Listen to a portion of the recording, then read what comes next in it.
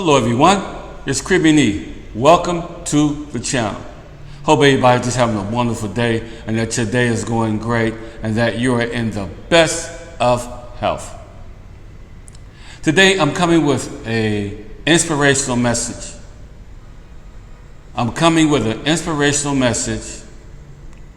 and it's entitled Life's Disappointments. Life's Disappointments. Part 1. Because I think we're going to have a few parts to this when it comes to disappointment. It is a very urgent subject, topic matter that every one of us can relate to. From the COVID to other things that have hit our lives and had our holidays in disarray, missing a loved one, or so have you. So, let's dive in this together, shall we? As we discover or just have a conversation about life's disappointments. So, this subject is to make you aware of the tricks and the devices that the devil uses on you to hold you back. It is to stop you and stop your forward motion and cause you to rethink what God has already made possible in your life. I always think a setback will always be a tool that God uses and sets in place for a comeback. At the same point, or I would say at some point in our lives, God will always allow obstacles for growth and a closer commitment to Him. It is during these times our love for Him will be tested to the max.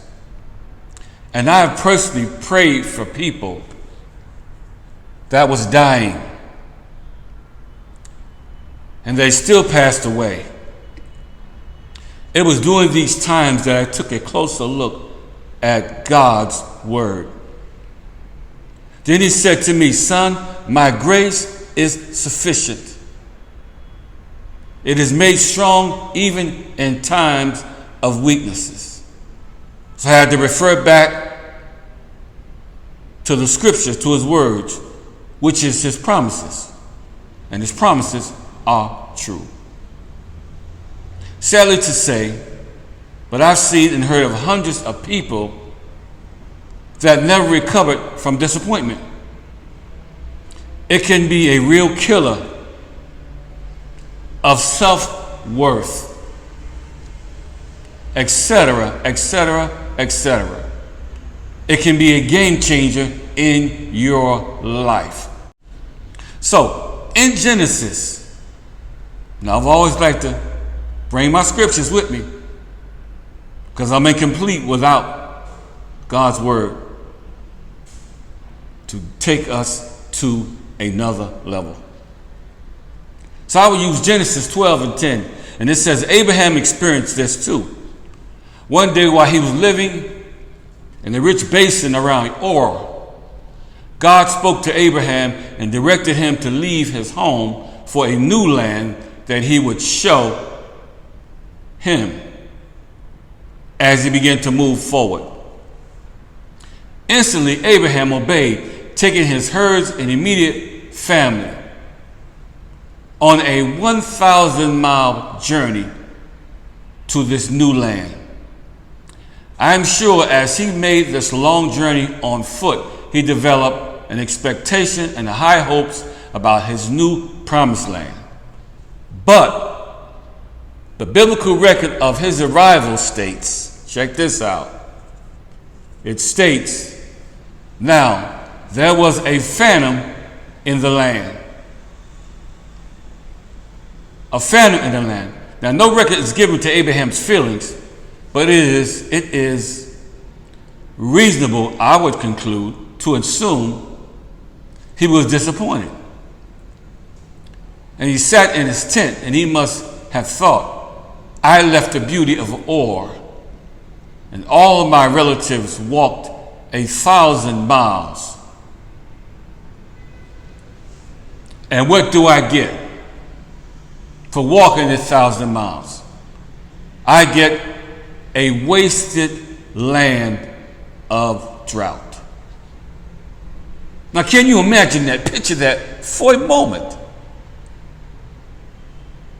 Because I've seen and heard of a lot of stories as people have been in the hospital and the doctor called the family and say he or she is making progress, and I could see them leaving the hospital in 2 days. But then you get a phone call in the middle of the night saying that same person passed away. That is very, very disappointing.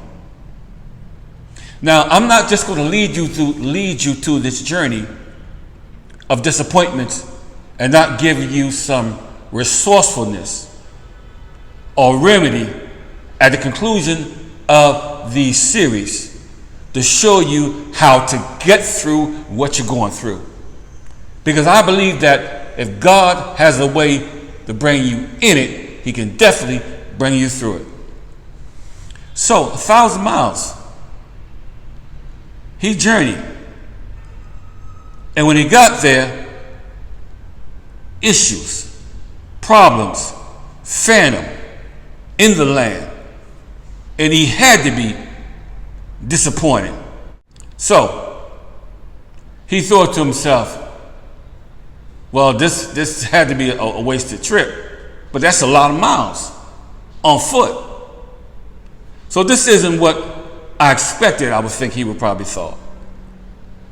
It's like moving into a brand new house with all types of issues.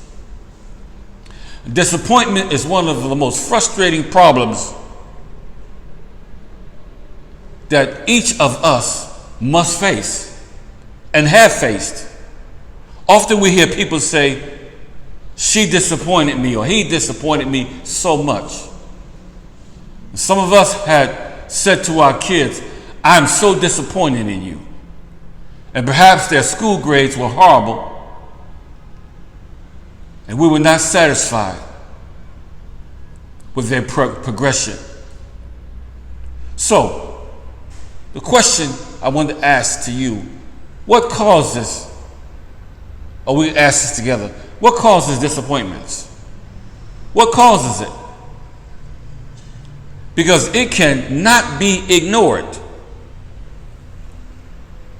Disappointment is something that you just can't slap in the face and keep moving, because it's going to keep coming after you. So, disappointment is very, very frustrating, and it will bring your spirits low. Because it can't be ignored. And what happens inside when we say we are disappointed? What does that say to us inside? The dictionary says it means to be made unhappy by the failure of one's hope or expectations.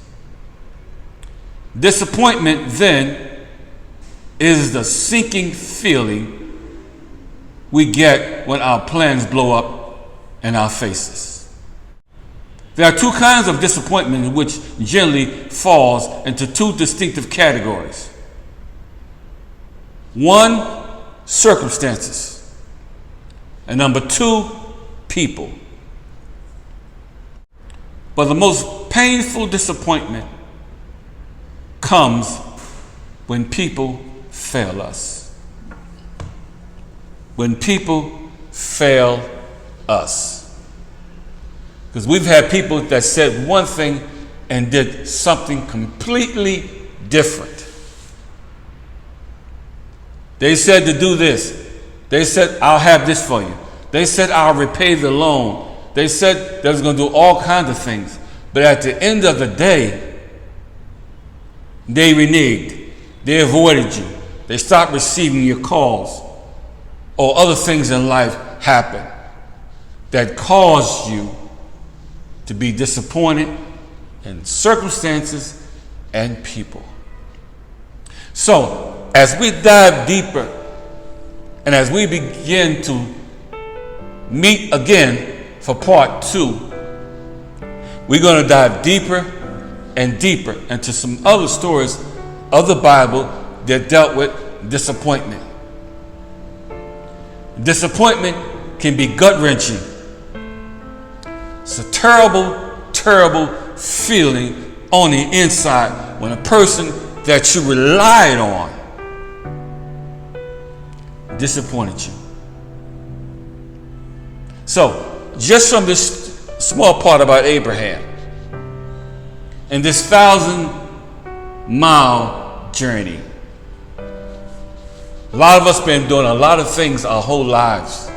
We've been working hard, we've been doing this, we've been doing that. But for the most part, disappointment have changed our whole outlook.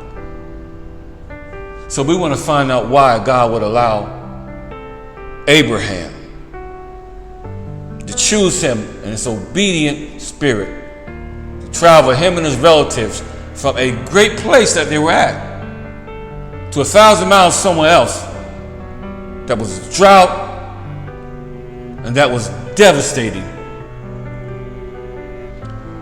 Life happens. So I'm going to end that just on part 1. I'll be back with part 2 next week. We'll dive deeper into disappointments and how to get through what you're going through. Let us pray. Father, we thank you for this part 1 of this devastating news of disappointment, circumstances, and people. That's why you tell us in the Bible to put no confidence in the flesh, because the flesh will fail us every time.